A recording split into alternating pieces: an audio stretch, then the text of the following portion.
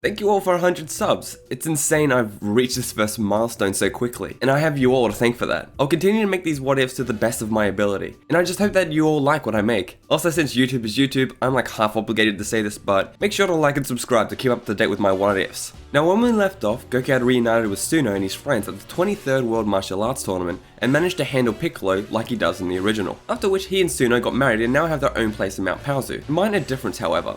Their exact address would be different here, as Goku would still want to live near his grandpa's hut, but Suno would like to live closer to Jingle Village, though they compromised, and had their house built in the direction of Jingle Village but still in Mount Paozu. But functionally that little detail wouldn't change anything on its own, I just think it's an interesting little tidbit. Unfortunately we don't get the Ox King as the grandpa in this house. Well, more fortunate for the Ox King. Without saying mouths to feed, he'll likely maintain his fortune, so this version of Chi-Chi is also rich. Not Bulma rich, but still rich. Also, this means rather than Ox King playing the grandfather role to Gohan, it's Ada, who would come by and babysit the young boy as his parents trained. Sure, there are Suno's parents, but I think Ada would be around a lot more often. Goku manages to bring Suno up to speed on martial arts training, and even teaching her how to use the Kamehameha. I think as a mother and an educated human, Suno would make sure that Gohan would still have a decent homeschooling. Suno homeschools Gohan here for only one reason: his tail. After getting married, Goku's friends would be able to warn Suno about the tail and the Great Ape form along with it, which actually has Goku learn about it here rather than when he fights Vegeta, meaning he also here learns that he killed his grandfather way before he does in canon. Suno being ignorant about much of what Goku's friends said, as she lives with the world's strongest person, so she thinks if anything bad were to happen, Goku could handle it. That line of thinking does work until it doesn't, but we'll get into that later. I still gotta cover some other character growth in the time skip between Dragon Ball and Z. And in the last part of this what if, I did pose a question to you guys about who Chi-Chi would end up with, and a lot of you were divided on the idea between Yamcha and Krillin. And in this what if, I don't think Yamcha would even break up with Bulma, due to Yamcha not being a womanizer in this what if, like I explained in the last part. So I think that Krillin and Chi-Chi would end up together. Now hear me out first. When Yamcha and Chi-Chi first meet, she's a child still, and while in canon Chi-Chi actually finds Yamcha attractive, the same can't really be said the other way around because we don't really hear anything about that. And if it did, honestly I'd be putting on my cancel culture glasses on, because the age gap between them was a little bit more significant when they first met, given that Yamcha was in his more later teens, as Chi-Chi was still like a child. On the end, I'd say that Yamcha would more see Chi-Chi as like a bossy younger sister if anything else. Because like I said earlier, she was still strict on that training regime. But with Krillin ending up with Chi-Chi, this also means Krillin gets his own place with Chi-Chi near Ox King's village. Which means Krillin's place is actually somewhat nearby Goku's as a result of this. I could also see both Krillin and Chi-Chi visiting Goku and Suno to train, and vice versa. Chi-Chi and Suno will have children around the same time, and to be simple, I'm just gonna make them both boys.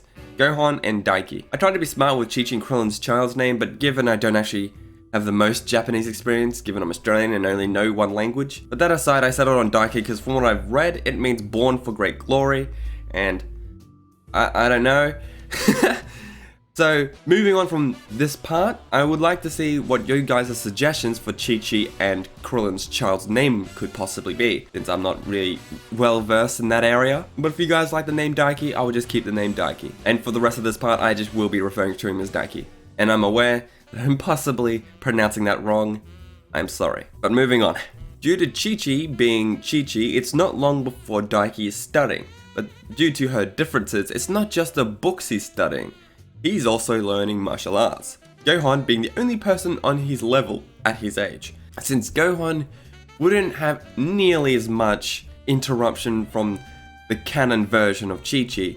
So I think Goku would be able to start training him, at least even a little bit. And given his young age, I'd say he probably only got like a couple months worth of training before Raditz would even show up. And I don't think that'd be enough for Gohan to really come into his own yet. Given that he's still only like 4 years old at this point, I don't think he'd be able to pick up enough of what Goku's trying to teach him. Also, Tien is aware that Goku and Krillin would likely spar often, since they live near one another. By extension, he knows that the two are not likely to let up in their training. And after learning at the 23rd World Martial Arts Tournament that Goku trained under Kami, I feel that our serious martial arts would be more motivated to try and be granted that same training. However, over the time skip, I say he wouldn't quite get that permission, but he would train with Korin over that time. But unfortunately for Tien, since he's so training focused, he still likely wouldn't show up to the reunion like in canon, meaning we won't see much of him in this part, but he'll be back. Also, side note, Chatsu's obviously would be with his best buddy throughout this entire time. When the reunion happens, Chi-Chi and Yamcha are actually there, and due to Chi-Chi being there, Suno will come along too, as they've become fast friends, both being mothers. That's just an added thing, but they've been trained together too. Ada is actually also here, as Suno would have been given ample opportunity to invite her home village's protector. And like I usually do, now I can actually talk about the power levels. Raditz obviously at the top of 1200, Goku at 500, Yamcha at 220, Tien at 250, Krillin at 300, Chi-Chi at 210, Suno at 180, Chatsu at 130, and Piccolo at 408. The same as canon. It is a weird case being an android. I'm not quite sure how to factor that in, really, so I don't know where to place him numerically, but I will say he's weaker than Tien, but stronger than Yamcha. Yamcha here is stronger due to the initial change I made in part 1, so it only makes sense he's a lot further along in his training. And especially since he did train with Roshi when Goku first went to get the old Hermes training. Goku, Krillin, Suno, and Chi-Chi are all distinctly stronger than they would be in canon, due to the fact that over the time, they had just been meeting up and sparring between things like jobs. Speaking of which, Goku starts his radish farm much earlier, given that Suno doesn't come from a rich family, and likely would stop being able to afford food for a Saiyan much quicker, especially when Gohan is born, and is shown to eat just as much. Also, speaking of which, the two mothers having had their children, which would mean they obviously had to take a break from their training, which is why Krillin and Goku are also distinctly more powerful than they are. Raditz then arrives on the planet, and has his casual greeting with Piccolo like normal before zooming off to this cluster of high power levels. That being the Z Warriors at Kame House, and that being Goku, Suno, Chi-Chi, Krillin, and Yamcha, like I said earlier.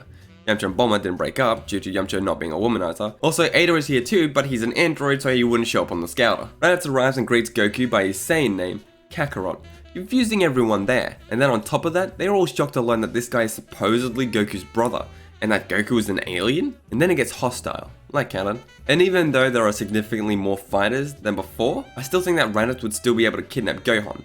He does notice Daiki, but since he doesn't have a tail, he ignores this child and goes for Gohan solely, and retreats like normal. Piccolo arrives and suggests they team up against this foe, and this time, everyone able to fight is going, especially because Raditz took Gohan, but also because they think they might be able to beat him just by outnumbering him. They can all sense ki, well except for Ada, but everyone who can sense ki can tell just how powerful this foe is compared to them. Piccolo tells them that he's been coming up with a secret technique that could possibly best this guy, and then at the start of the fight, if the Dragon Team can hold Raditz off and give him an opening, that they might be able to beat this guy. This technique, of course, being the special beam cannon. And so, our heroes go and face off with Raditz, with Piccolo landing more off in the distance, not actually showing himself to Raditz, and begins charging his attack. So to Raditz, he's just faced by the people he had just seen earlier. But a downside to this scenario, that Raditz is now facing a lot more people than just 2 enemies, but as far as Raditz can see, 6 fighters have come to challenge him, and Raditz is shown being pretty unsane like himself, and he's got kind of a cowardly nature to him, though we don't actually learn about that until Vegeta and Nappa talk about him in a negative light. But with this in mind, I find that Raditz is more cautious than the others of his race.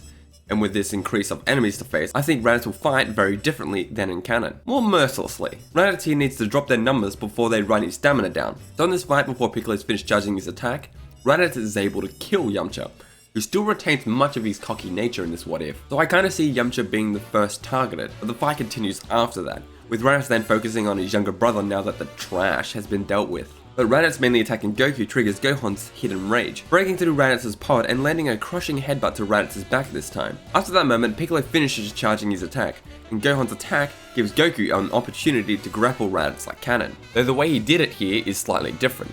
Piccolo being hidden until now gives Piccolo 1, a full powered attack since he was not in the fight at all, since the other 6 warriors were able to distract Raditz, well, now 5, and 2, means he's able to catch Raditz off guard. Even if the scouter would be able to pick up the charging power, the others would be able to stop Raditz from being able to actually check it out.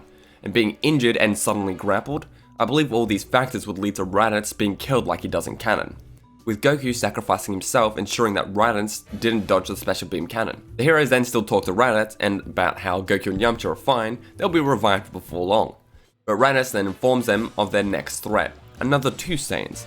And since the scouter was transmitting everything back to the other 2 Saiyans, they will definitely come here for the Dragon Balls and kill them all. Even being so kind as to telling the Z Warriors they've got about a year left before they die. This causing everyone to go into panic mode. In said panic mode, Piccolo sees his chance since he was out of the fight.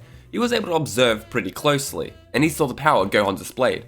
So whilst everyone was panicking about this new threat, Piccolo comes in and swipes Gohan from underneath them and flies off, causing everyone to panic again. Though Krillin, I think, would be able to spot that Piccolo intends on training Gohan for this next threat, and with Goku gone, Piccolo would be the strongest person on Earth, so it might not be so bad for Gohan to get Piccolo's training. This does not sit well with Suno at all, and she calls Nimbus and flies after Piccolo, while the remaining Z Warriors at the scene are then summoned by Yajirobe to go to Korin's tower.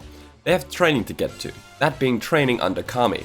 I think Ada, while being a pacifist, would also come, since his life has been altered a little and has a bit more of Goku's influence in his life. He would be willing to fight to protect his friends, as shown in canon in the Dragon Ball manga, so with more of Goku's influence over the time skip, I can see him joining them in this training, and of course, Tien and Chiaotzu are there to greet them. And I think I'll go more in depth in their training with Kami in the next part of my What If, but before we go, I still gotta cover everyone else. So the different outcome of the fight with Raditz has an interesting side effect. Goku is not the only one in Otherworld. Yamcha is there also, but the both of them are going on to Snake Way to get their training from King Kai, which I will cover more of in the next part, but I still got one more bit to cover before I wrap this all up. I mentioned it not long ago, Suno. Earlier I mentioned she flew off after Piccolo after he had kidnapped her son, and I do think she would be able to find him. Since Gohan can't hide his ki and had a little bit of training, it'd be a lot easier for Suno to find his ki. And being his mother, I think she'd be able to find his unique ki signature a lot faster. However, the events after she finds Piccolo play out a bit differently than you might expect. In the end,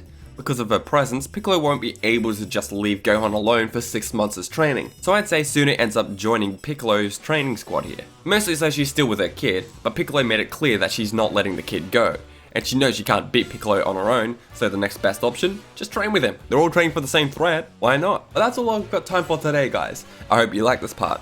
If you did, make sure to leave a like, and also let me know where you think this What If scenario should go in the comments below. And lastly, make sure to hit the subscribe button with bell notifications on to stay up to date with my What Ifs. But with that said, I've been the Dragon Ball What If Bro, and I will see you guys next time.